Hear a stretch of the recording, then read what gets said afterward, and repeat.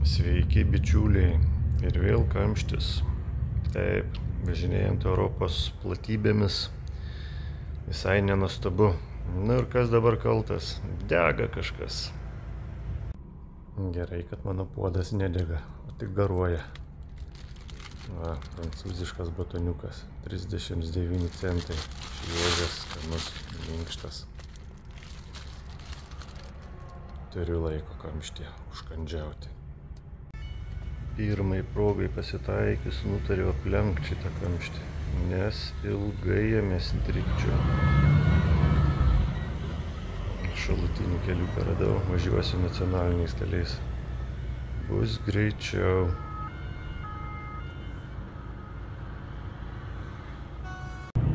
Kamštis sėkmingai apvažiuotas, važiuojam toliau Normandijos tiltais ir keliais. Tiltas virš Senos upės. Šioje vietoje upė įteka į Lamanšo sąsiaurį.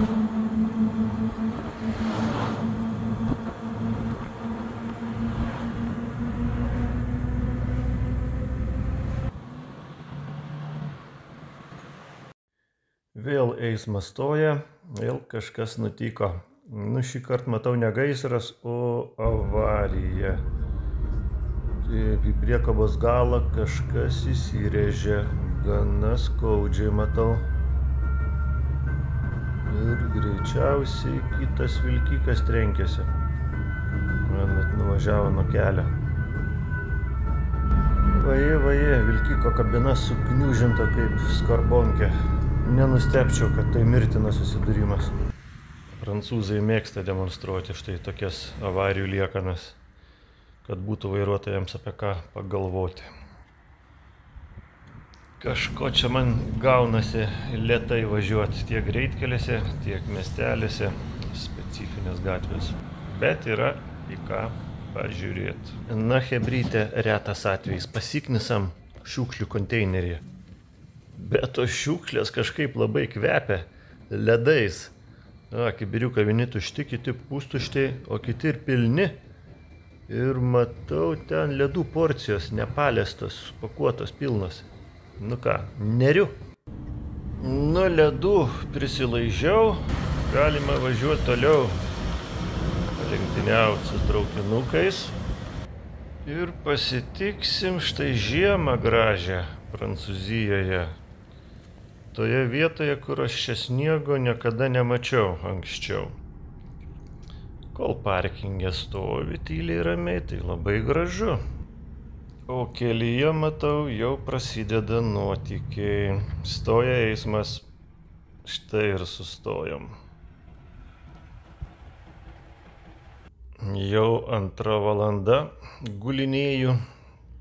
Nėra ką veikti. Na, tiesa, knygą skaitau. O pro šalį retkarčiais kokia nors lengvoji mašina pravažiuoja. Jau 4 valanda. Nuobodu. Sniegą pastumdyti reikia. Štai kažkaip įtartinai ramu. Nei iš vienos, nei iš kitos pusės niekas nevažiuoja. Pamenu, prieš kelerius metus Prahoje ant greitkelio miegojau naktį, nes buvo masinė avarija. Jau ir sutemti spėjo. Aleliuja, 7,5 valandas praleistas ant greitkelio, pajudėjo eismas, bet kažko tai vairuotojai neskuba važiuoti. Įmygė kietai. Kažkur permiegojau ir anksti iš ryto tęsėme kelionę Prancūzijoje toliau.